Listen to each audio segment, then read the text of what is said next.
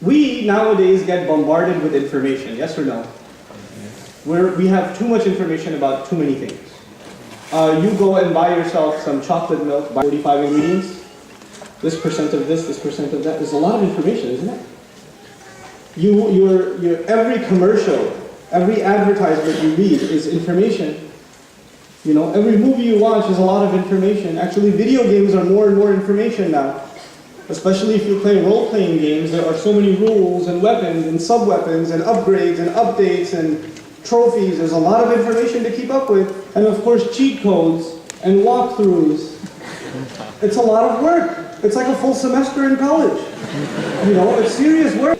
Then some of you are sports fans, right? Like we are, we're big sports fanatics in America, except for, of course, football. You're football. Right? So, but you know, American football, basketball over here, probably, you know, football. You know all these teams. You know the athletes' names. You know the contracts. You know how much they get paid. You know which team has corruption charges. You know all this stuff. You know all this stuff. There's so much information. Now, information, according to in the Arabic language, information that has no benefit, that actually at the end of the day does not make you a better human being. It is only information for the sake of information. It's fluff.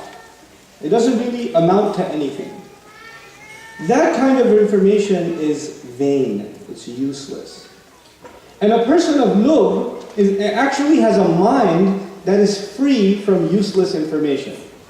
The more useless information you take in, the less you are capable of processing good information. Now, how does that work?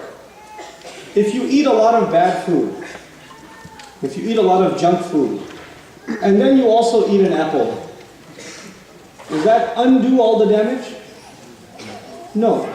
If you want to get healthier, you don't just eat healthy food. What do you have to do? You can call it out, it's okay. What do you have to do? Stop eating. You have to stop the junk food and at the same time eat the healthy food. You have to do two things. If somebody has diabetes and they say, well, I'm eating a lot of other food now, I haven't cut down on the sugar, but I also added some carrots to my diet, or I drink a lot more water now. It doesn't help. You have to cut down on the junk. Now the same way, if you and I are going to become people of lugh, people of clear thought, then we have to start detoxing, eliminating the obsession with useless information. It has to become less.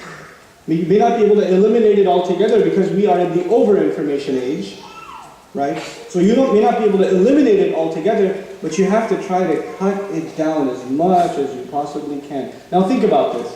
What do you put up on WhatsApp? What do you update on Facebook? What do you tweet? The things you send out, are they mostly useful or useless information? Is it a cat playing a piano? Is it a guy who got his leg bit off by a shark and he just, tweeted it out or whatever? This is awesome. Is it that kind of, and isn't that the most popular kind of information? Like if you look at YouTube videos, the most popular videos are the most useless also. Look at it, they're entertainment.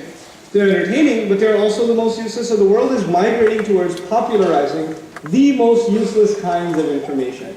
And for example, are there educational videos on YouTube? Sure, you can learn to do a lot of things on YouTube, right? You can learn to paint your house, you can learn to knit a sweater, you can learn all kinds of things. How many hits do those things get? Now compare that to cats playing pianos. There's no competition. Human beings tend to migrate in mass towards useless information. Now Allah is saying to us that you are not going to be able to appreciate the sky and the earth as miraculous until you become people that can get away from what? Useless information.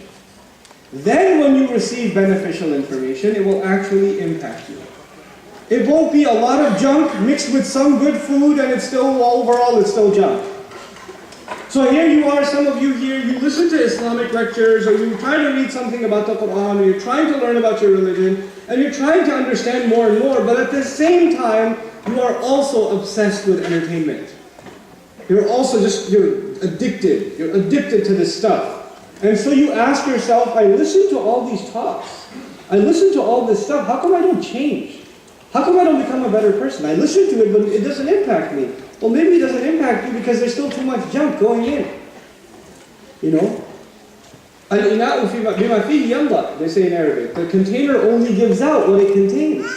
If you take in a lot of junk, what will come out of you in your speech, in your behavior, in your time is going to be useless. If you take in good things, then what comes out of you is also good things.